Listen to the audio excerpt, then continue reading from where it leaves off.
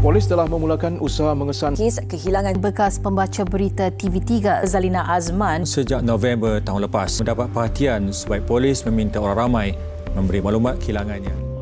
8 bulan tanpa kabar berita. Kehilangan bekas penyampai berita TV3 Zalina Azman, 53 tahun, masih menjadi tanda tanya. Segalanya bermula pada 24 November tahun lalu apabila anaknya cuba menghubungi Zalina untuk bertanya khabar. Setelah tiada sebarang jawapan ketika dihubungi, dia bersama bapa saudara ke rumah Zalina Azman di Shah Alam. Malangnya tiada sesiapa pun yang berada di sana, sedangkan sebuah kenderaan milik bekas personaliti TV3 itu berada di tepi rumah tersebut. Laporan polis terus dilakukan. Melihat keadaan di dalam rumah yang tidak teratur, kunci, dompet yang mengandungi dokumen peribadi dan wang tunai ditemui.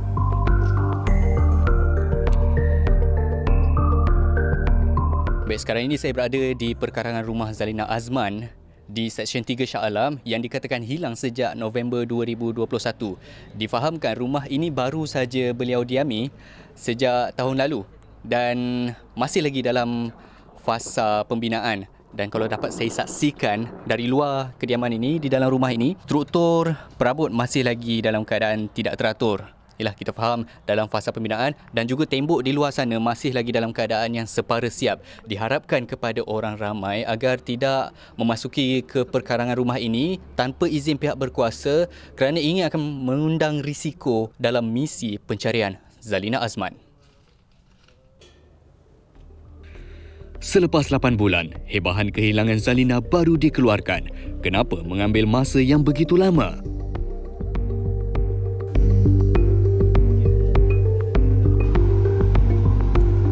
Basically, sebelum kita membuat sesuatu hebahan pada media, selepas laporan terima, kita akan mengambil beberapa tindakan. Antaranya kita masukkan penama ini dalam satu sistem, missing person system lah.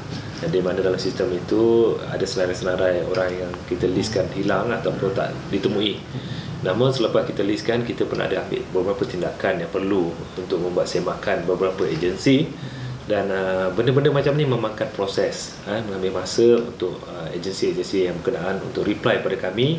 Dan seterusnya selepas kita review, kita cari dan after all dah tak ada effort lagi ataupun dah tak ada ikhtiar untuk kita tengok dan kita buat hebahan untuk dapatkan bantuan orang ramai untuk mencari bersama-sama ataupun mendapatkan information sehingga missing person ditemui.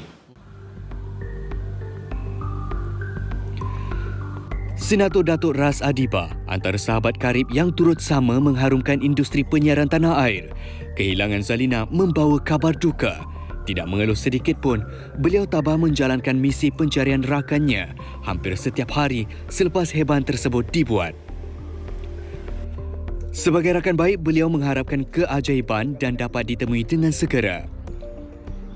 Alhamdulillah, IPD Shah Alam telah pun mencatatkan informasi yang saya ada sedikit mengenai Zal, dan saya begitu berharapan agar sahabat-sahabat yang lain atau siapa-siapa yang lain dapat juga memberikan kerjasama agar kita dapat sedikit jawapan mengenai Zalina Azman.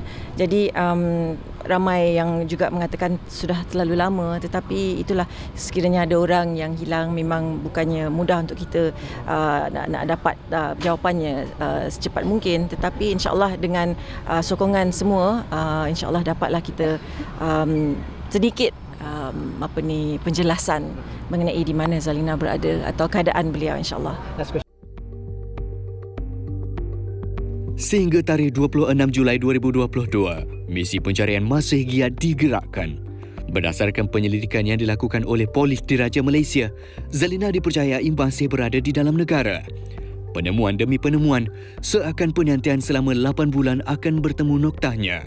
Namun, insan yang dijumpai bukanlah orang hilang yang dicari. Apa yang penting di sini, kita perlukan maklumat lengkap lah. Jangan pernah nampak, pernah lihat, tapi cuba bagi keterangan yang jelas di mana kedudukan, masa bila, tarikh, supaya senang dalam misi pencarian, supaya kita dapat narrow down waktu, masa dan tempat yang betul pada ketika itu. Berhubung status kediaman orang hilang ini, pihak polis sedang mengesan pekerja yang pernah melakukan pembasuhan rumah Zalina Azman untuk membantu siasatan. Segala usaha yang dilakukan bersama-sama pihak berkuasa, keluarga, sanak saudara, malah sahabat handai ini diharapkan memberi sinar penemuan dan membawa perkabaran positif.